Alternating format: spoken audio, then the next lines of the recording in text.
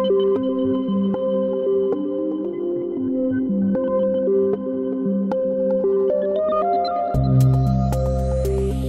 is 6 Minutes, the Seriously International Daily Newscast. It's Tuesday, April 1st. I'm Jacob Shropshire. And I'm Emma Albright. It's evening in Kuala Lumpur while folks in Martinique are just waking up for April Fool's Day. Here in the ever-serious World Crunch newsroom in Paris, it's just after midday. These are the latest headlines. Israel imposes evacuation orders in Gaza. The Kremlin brushes off Trump's anger at Putin. Our More Than a Minute feature today looks at Europe's would-be four musketeers.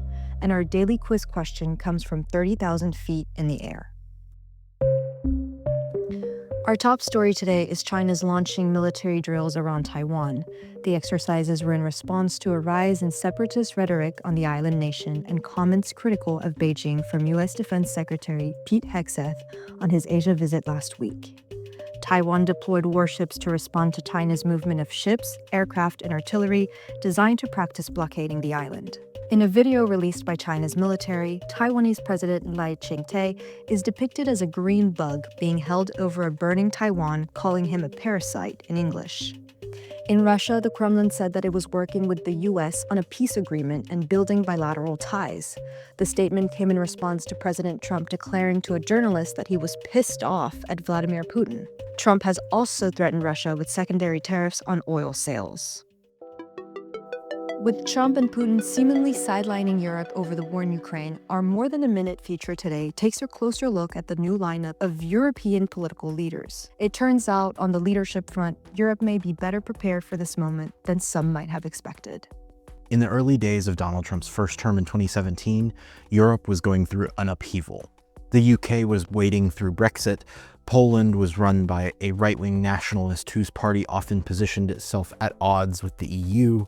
French President Emmanuel Macron had just started his tenure and lacked experience, and German Chancellor Angela Merkel was starting to lose influence. In an analysis piece in German weekly Die Zeit, Matthias Krupa compares Europe's relative political weakness 8 years ago to look at the new lineup of leaders today. Jacob, walk us through the piece.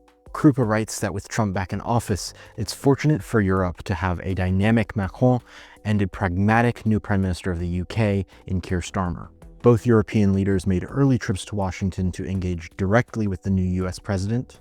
Both maintained regular communication with Ukrainian President Volodymyr Zelensky, and both have hosted key emergency European summits in their capitals in the past weeks. The third musketeer in Europe's current leadership lineup is Polish Prime Minister Donald Tusk. Serving his second term as Poland's head of government and having chaired European summits for 5 years as the president of the European Council, Tusk has an intimate understanding of European politics. Given Poland's strategic importance, a new European security architecture would be incomplete without Tusk's partnership. And now apparently a fourth musketeer is arriving?